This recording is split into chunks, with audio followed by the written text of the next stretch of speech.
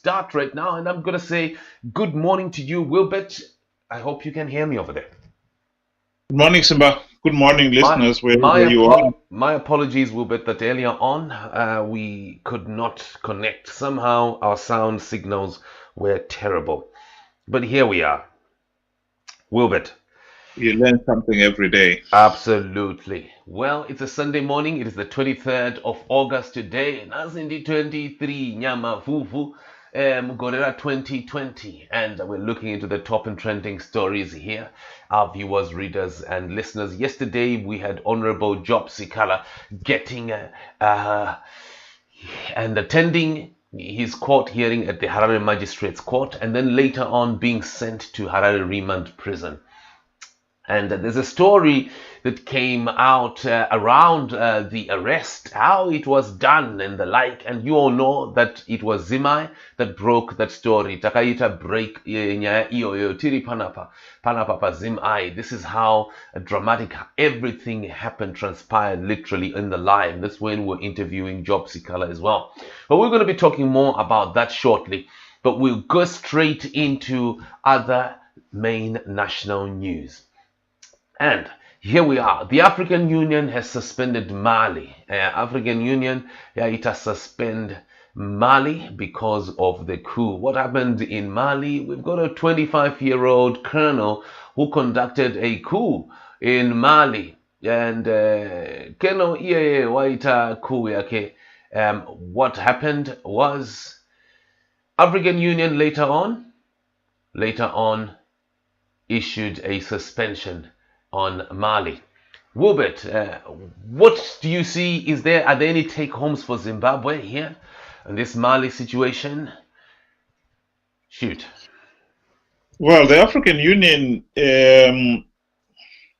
has always been, well, at least for the last few decades, have said they objected to coup d'etats, which is, I think, a very good position.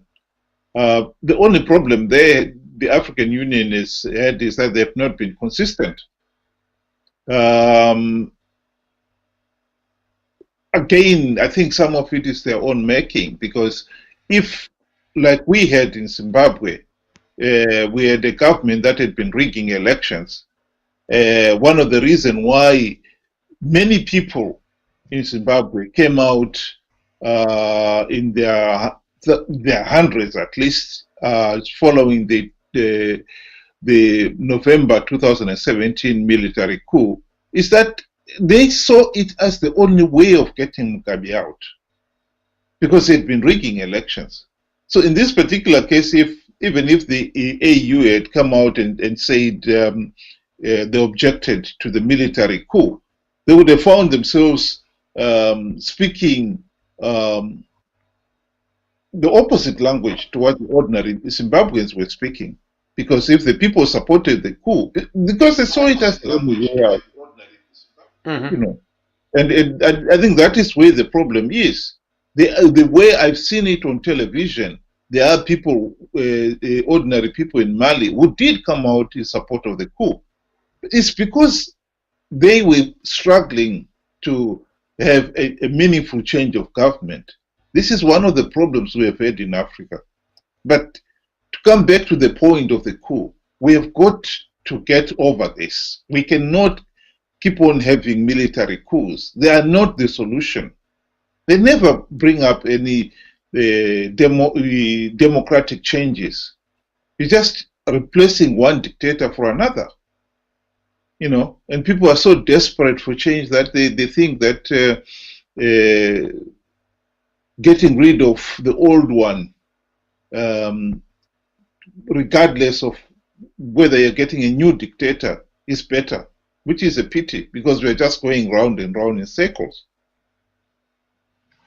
So, coming to the issue of Zimbabwe, do you think this is an opportunity for members of the G40 and perhaps even the MDC now to place the agenda for disconnecting Mnangagwa over the November 2017 coup?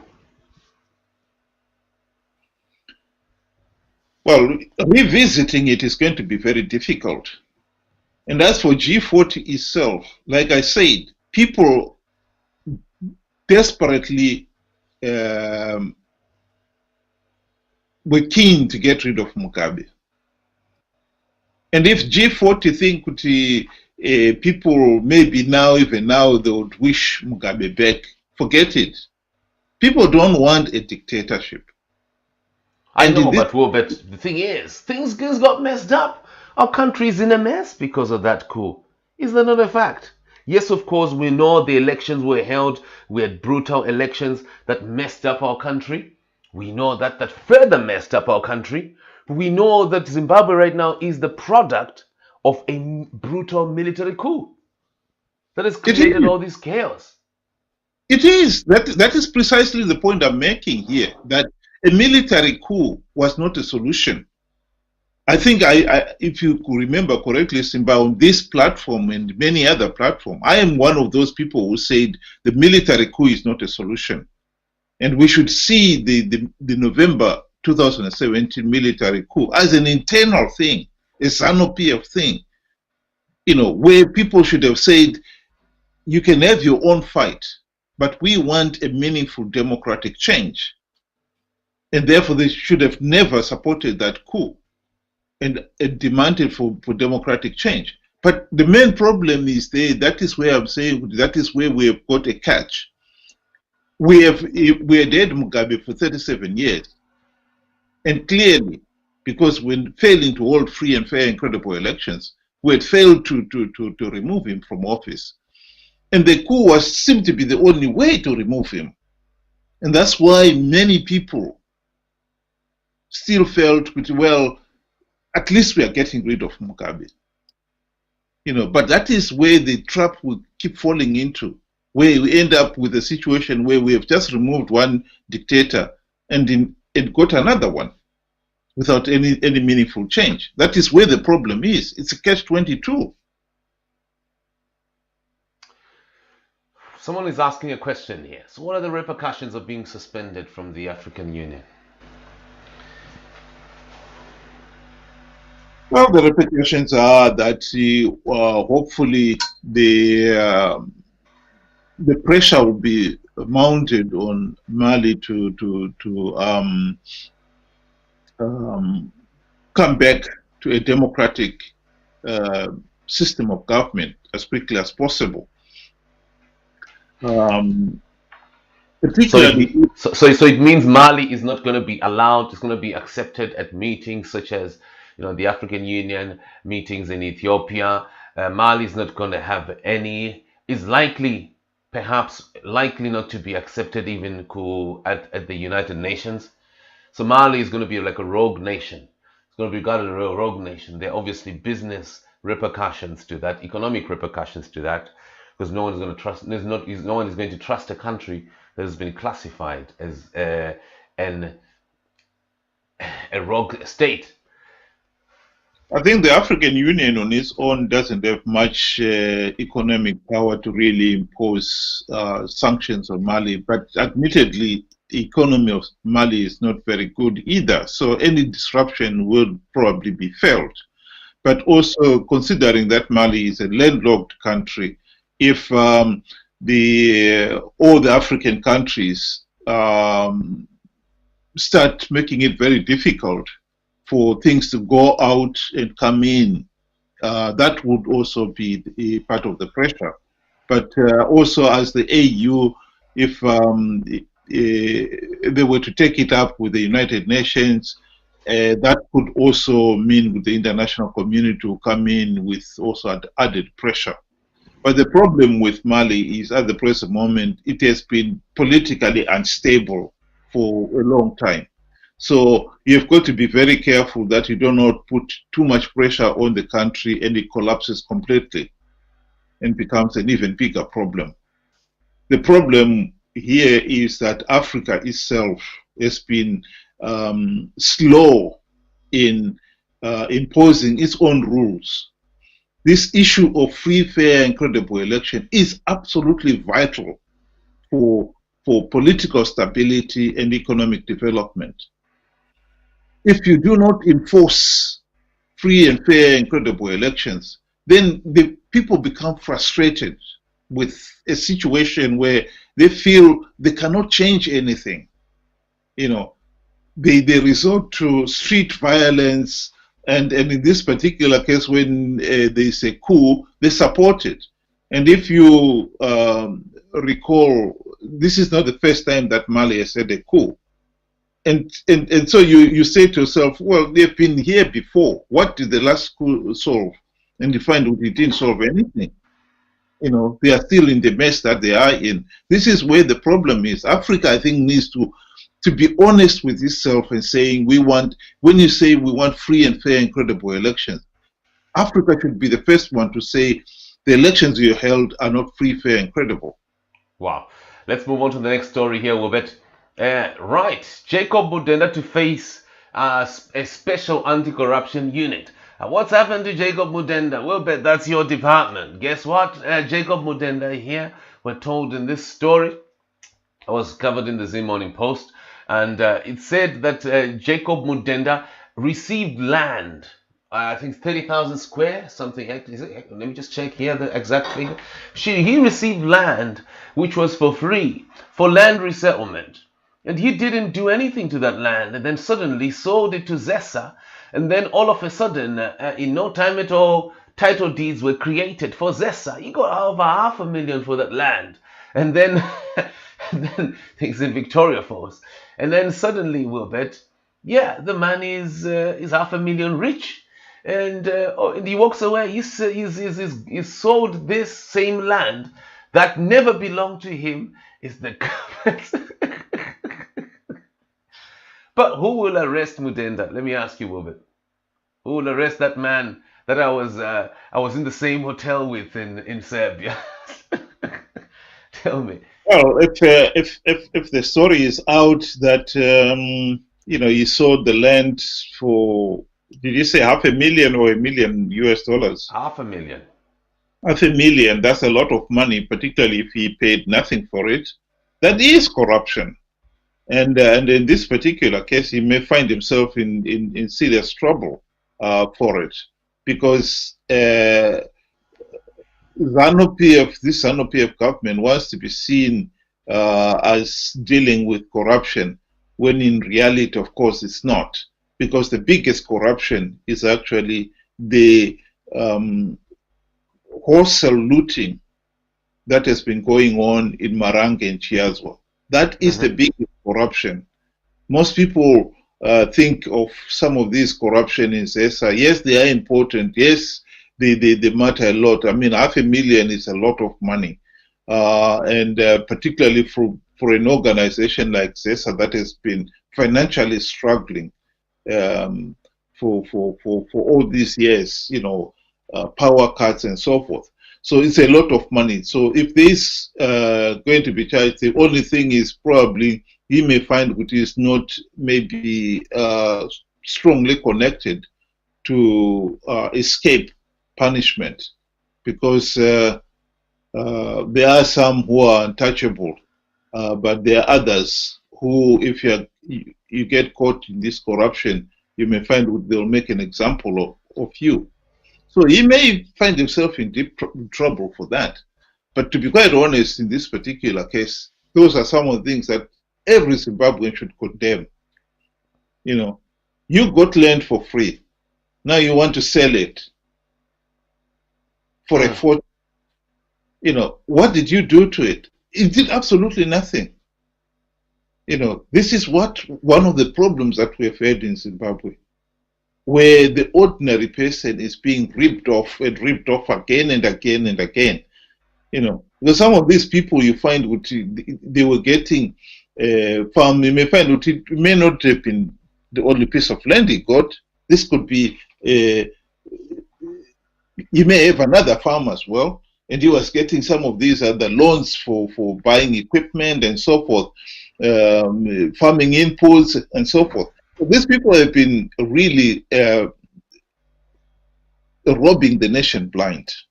That's why Zimbabwe is in such a terrible, terrible economic state, because corruption has been really rampant in Zimbabwe. And then if he's guilty, I think he should face the music. Here we are, obvious ministers. We've got another one here. Next one. Straight away on our screen. I'm hoping that it rolls down. Some of this, the text. Okay, here we are. Okay, hold on there. It's coming on our screen right now. Okay, so as Gukuraundi continues in 2020, Jenny Williams endorses Mnangagwa while representing the whole of Mateveleland. Remember that woman, Robert, that lady who was what was she, by the way, for women?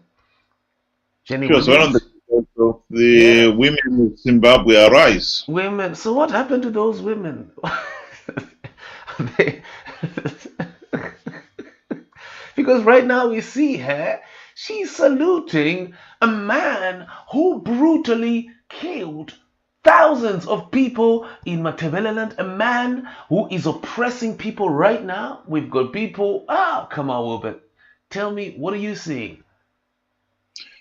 Well, the first thing I would say there is that some of the things that they finally resolved, this issue of issuing birth certificates and death certificates and so forth, you honestly say to yourself, why did it take so long to get something as straightforward as that done? I really feel sorry for the people who were affected.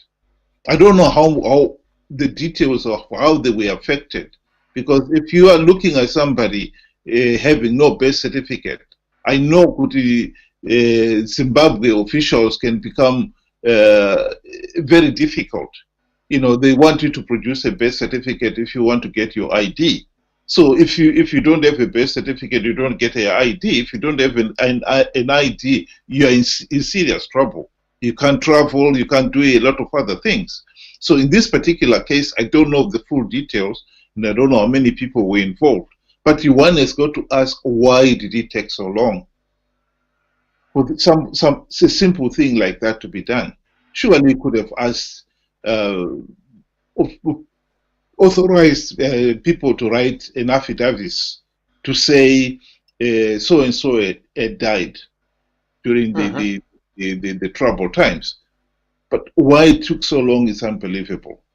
But again, we come back to the issue itself of Gukuraundi. This is again where you're saying the issue is not being, if you're going to address the issue, address it completely in its entirety. Mnangagwa should release the report on what happened. Addressing these issues piecemeal is not going to get the nation finally to resolve this issue. But at least some of these things should have been done a long time ago, and it's being done now. That's well and good. Wow. She's calling Mnangagwa president, and then she's saying that she's representing the Mateveleland collective. I'm hoping that today we'll be having here activists from Mateveleland, people who are from Bulawayo, who are complaining. I'm hoping. I think we actually do have some here, and I'm hoping that we can get many of these activists who are experiencing a continuation of Gukuraundi today, so that we can have them live with Jenny Williams there. I just want to know, is this Mateveleland collective in any way representative? Or I'm saying, in this case, let me change the context here. Are they truly representing Mateveleland, or they're just a dummy organization that was created by Mnangagwa?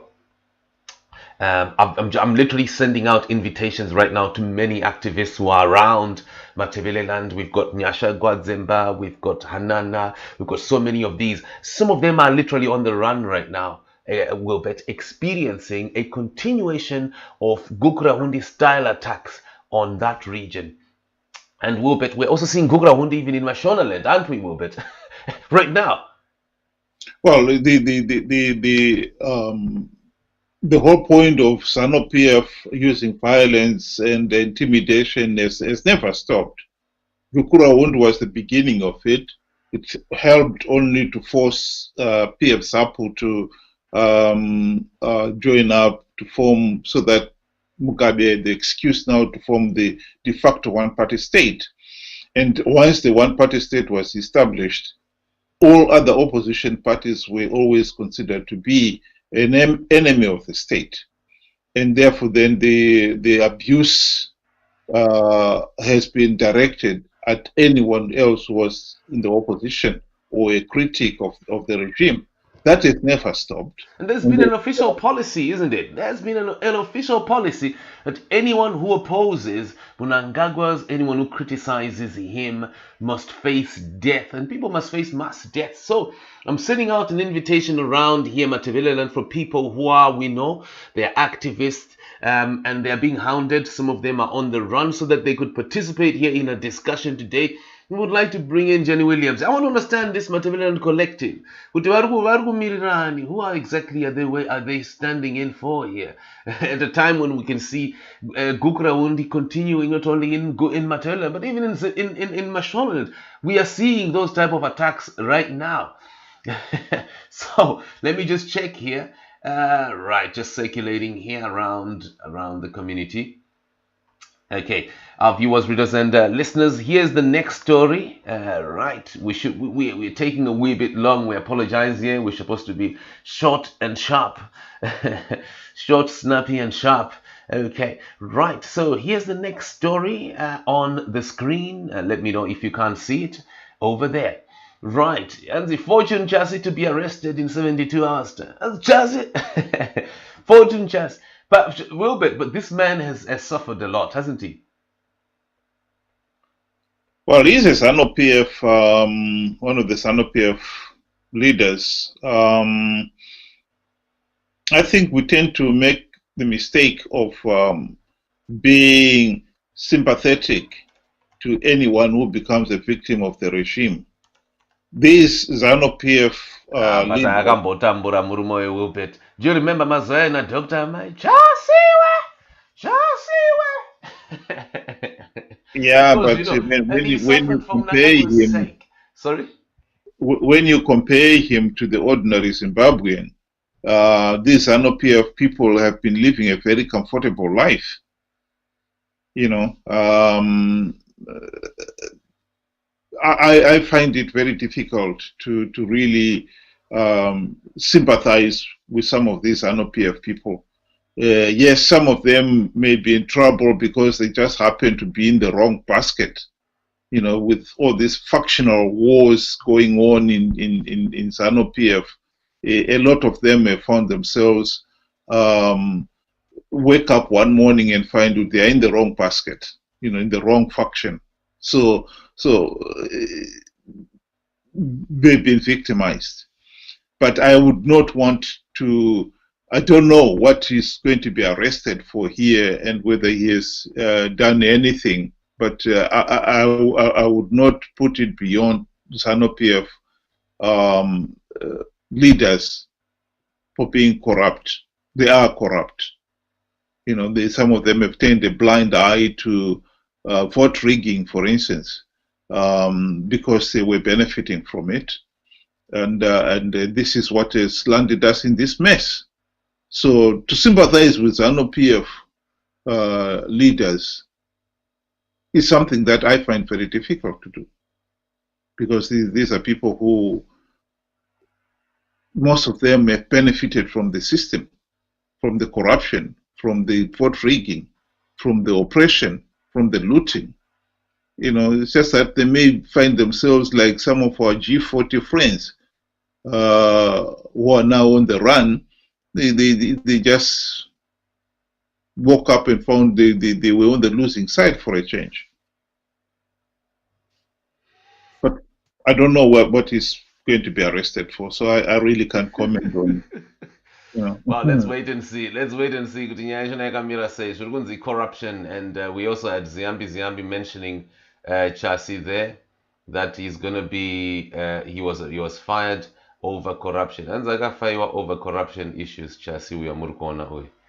And so here we are. We're gonna go straight in, our viewers, readers, and listeners. Right, here we are. Let me just get things straight here. Oh, by the way, we've got a link there to support Job Sikala, who was arrested. Yeah, so the link there, iripo apo apo. Those who want to donate, I can see here so far there's $574. Any assistance that you would like to make here to the MP who's being persecuted. Right, let us go straight to another one here, our viewers, readers, and listeners. By the way, don't forget to leave us feedback down there. You've got the comment box right below you. Now, the next story on our screen. Next story on our screen is, hoping that it is running quickly here. So, a review of Jim Kunaka. So, Jim Kunaka is going to be coming here, Nas, in at 12 noon. It's going to be about midday, Nas. Chaka Chaya, Nas. Right, so 12 noon Zimbabwe, UK time.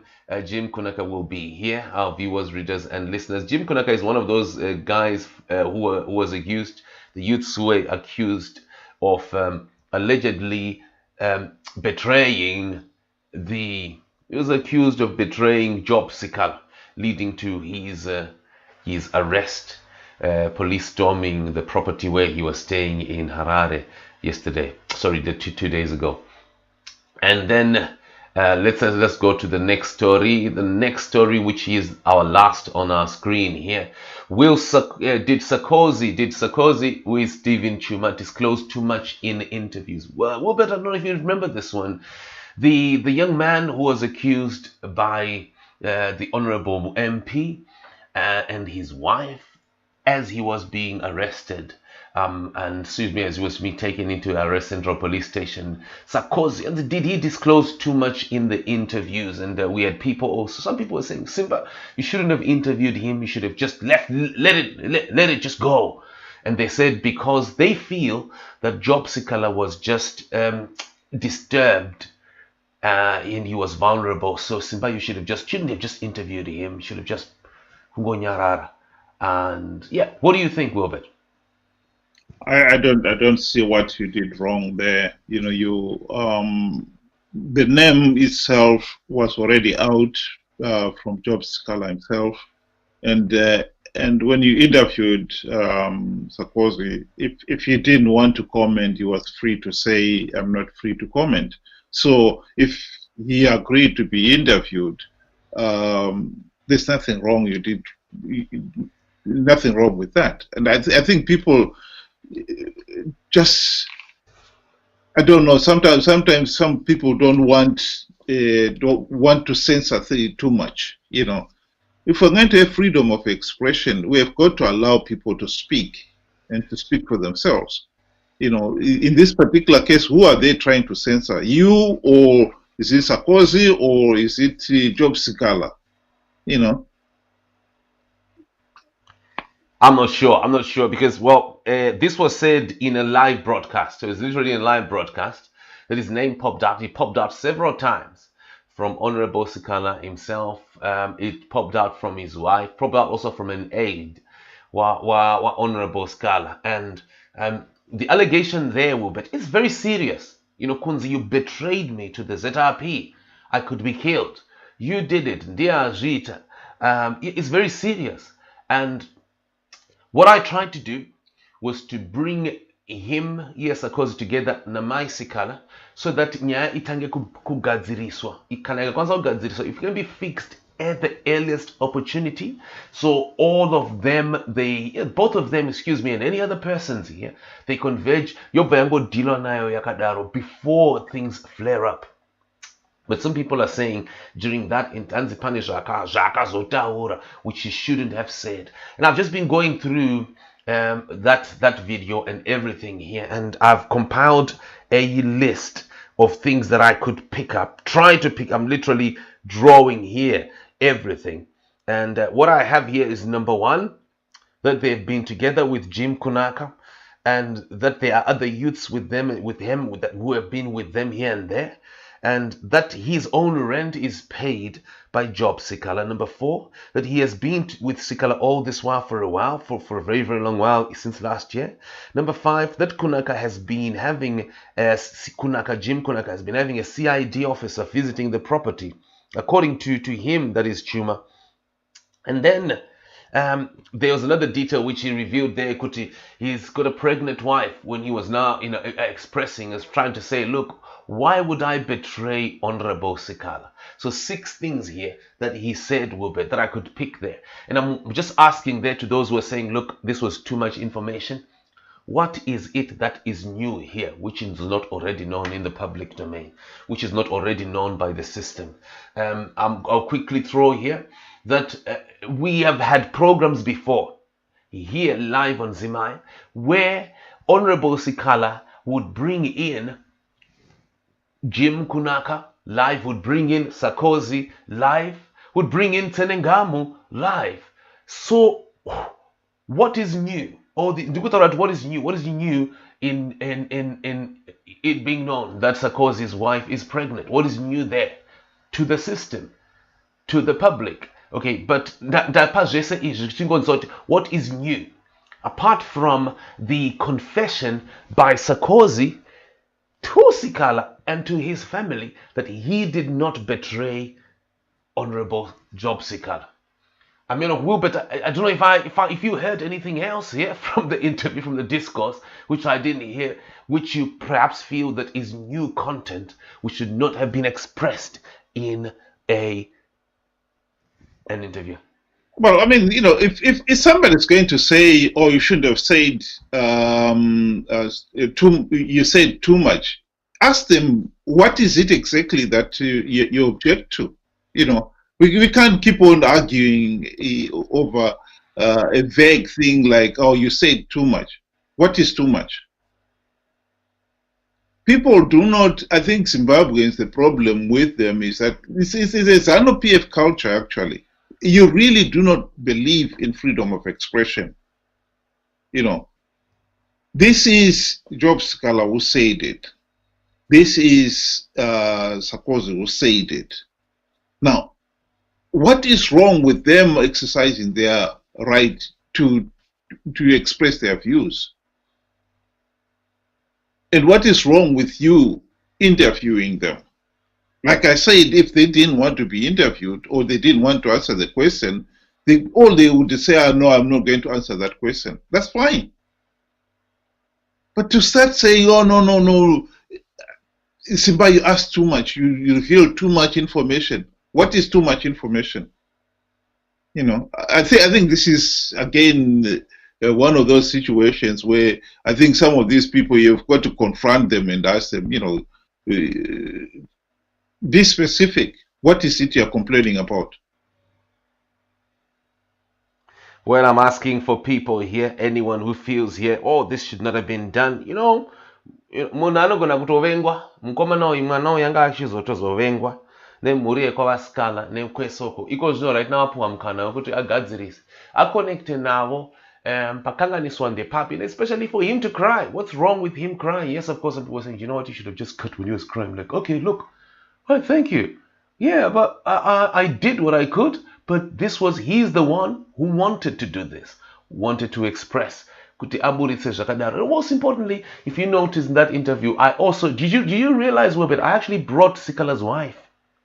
I even said to her, "Please communicate naye, mungadaere kuti muva mataurirana, muva mapedzerana pamberi pevanhu vese." I mean, if the young man is saying he's not the one who did it, that is his position. And in this particular case, if they're maintaining that he's the one, they've got to produce the evidence. I think it's more to speculation. My main objection here is some people who are now saying, in you interviewing them, you reveal too much. What is too much? I think it's one of those situations where they are trying to get you to start censoring yourself or censoring who you should interview. If somebody is not happy with answering a question, all they've got to say is, "No, I'm not happy with answering that question." or I don't know if they don't know. But to start coming up with all these rules on, what is too much. It may be too much to you. It's not too much to the person who was speaking. And they have got the freedom to express their views. So here we are, our viewers, readers, and listeners. I don't know if there's any bit that we have missed here. Let us know. Let us know here. Just type in the comment box here and say, you know what, Simba, mamisa up. Right. Right. We've put the link there to those who would like to donate to Honorable Job Sikala. To kuna Honorable Job Sikala there, to those who want to support him. He's in remand right now. It's a very sensitive time. And well, Wilbert, I don't know if you've got any closing remarks. We've come to the end here. No, we've taken time. My apologies, but any closing remarks? Well, the one issue that I was going to talk about is this COVID-19. I feel strongly that the information that is being released by the Zimbabwe government is totally inaccurate. For anyone to believe that Zimbabwe has got only 5,000 nearly 6,000 confirmed COVID-19 cases and 151 COVID-19 related deaths. For anyone to believe that, they really are incredibly naive. You think it's fake? The numbers are too low or too high? Yeah. You have got to understand how they come to that figure. The truth of the matter is Zimbabwe is not testing enough. Of course, if you don't test at all, then you will not have even one single case, because you cannot say, I've got a confirmed case when you haven't tested. So testing has got the negative side of it, is that it will tell you how many cases you have. And if they've got people who are dying or have died and you test them, if they test positive, then you've got to say, yes, that person died of COVID-19. But if you don't test, you assume it was something else. So your numbers will remain very low. Let's look at the testing. Up to end of July, South Africa, our nearest neighbor, had done 3 million tests.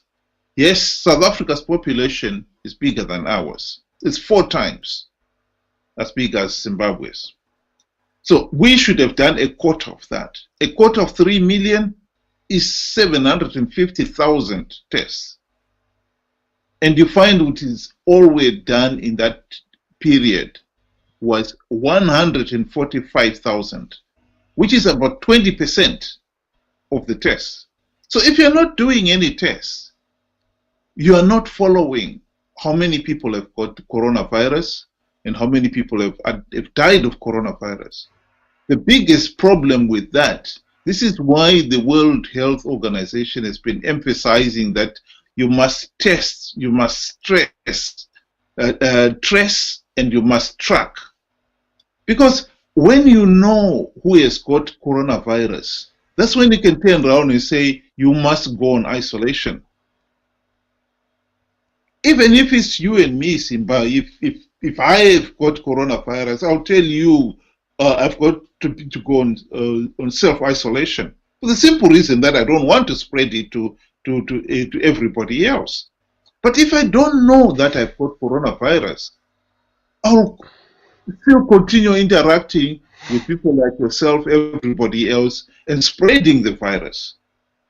If somebody dies and is not tested, the relatives will treat that body and bury them in the normal way, traditional way. Whereas if you're coronavirus positive, there is a protocol that must be followed strictly to make sure that you do not get, because that body is still very contagious, you do not get the virus. So by not testing, we are only deceiving ourselves.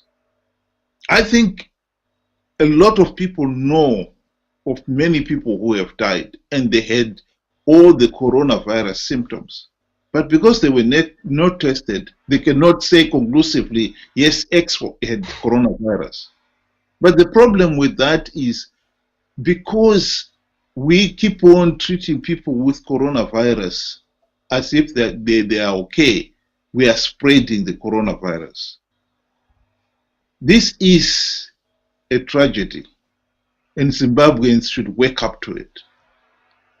South Africa has, as of yesterday, 12,000, over 12,000 coronavirus-related deaths.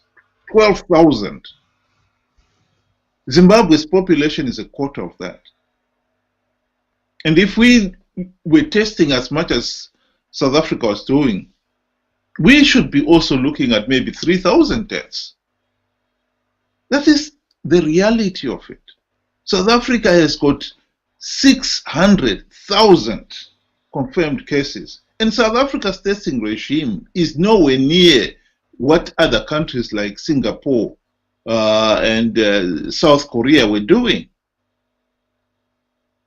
But if we were keeping pace with South Africa, we could find probably with our population a quarter of that. We would be looking now at 150,000 positive confirmed cases, and yet we have got only 5,000. We are living a lie here. Yes, ZANU-PF is able to boast about it, that Zimbabwe has got low coronavirus cases, and they make the assumption that it's a sign that the government itself's policies and handling of the coronavirus is first grade. It's not. ZANU-PF has not done anything. If you look at other countries that have got very low coronavirus cases, countries like New Zealand, South Korea, you can see from their own activity what they've done to keep those numbers low. New Zealand, for instance, they have some of the most strict quarantine measures. Anyone coming from outside the country was subjected to the 14-day quarantine without any exception. It wasn't the question of, oh, we check your temperature. If your temperature is low, you're allowed to go in. No, you go into 14-day quarantine. And that's how they managed to keep the numbers low. South Korea, they had some of the most strict testing regime than most other countries. They were testing, tracing, and tracking. So that's why they were able to, whenever there was an outbreak, they were able to quickly isolate it, quickly pick up those people who have got the coronavirus, make sure that they are in total isolation, and keep the infection low. Zimbabwe has not done any of those things. None. And yet wants to claim that it has got some of the best figures of coronavirus, contained coronavirus, better than even countries like New Zealand. This is ridiculous. And I think Zimbabweans should wake up to that reality, that we are living a lie here. And the price of it is that more people are getting the coronavirus and more people are dying with the coronavirus. Here we are, viewers, witnesses. We continue to analyze the news, and I would like to ask you, our viewers, witnesses, how is corona in the area where you are? Kwa muri koko yakamira seiko corona. Kwa muri koko kwakamba mira seiko. Na kutaura semusamanyika, as if I'm from Fanicaland. Our viewers, readers, and listeners, here we are. We're going to be cutting shortly, and we will move into the morning. Wilbert, thank you so much. We are going to be having Jim Kunaka. Nazi yakachaya pa radio pa. Sumbona news. Kuti dzakamira sei. Right, Wilbert, thank you so much. Much appreciated. Our viewers, witnesses, do give us feedback if you can. Let us know how we can improve our work, our service here. And by the way, any bit here that you picked that you felt, do you know what? Look, you want to improve?